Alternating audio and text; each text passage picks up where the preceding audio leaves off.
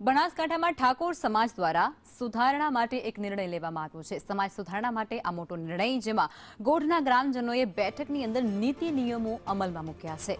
ગામની અંદર કોઈ પણ પ્રસંગે ડીજે પર સંપૂર્ણ પ્રતિબંધ મૂકી દેવાયો છે અને આ બધા વચ્ચે ગામમાં દારૂ વેચનાર જો પકડાશે તો 51,000 રૂપિયાનો દંડ તેના પર ફટકારાશે।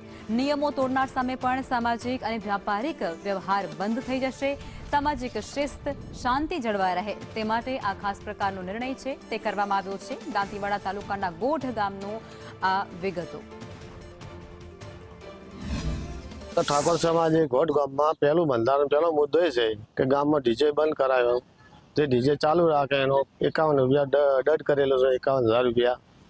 બીજો મુદ્દો એ છે કે ગામમાં દારૂ કોઈને વ્યક્તિને પાડવો નહીં અને બહારથી પીને આવે એ પોલીસને હવાલે કરવો, એવો અમારો બંધારણ કર્યું છે ઠાકોર સમાજે।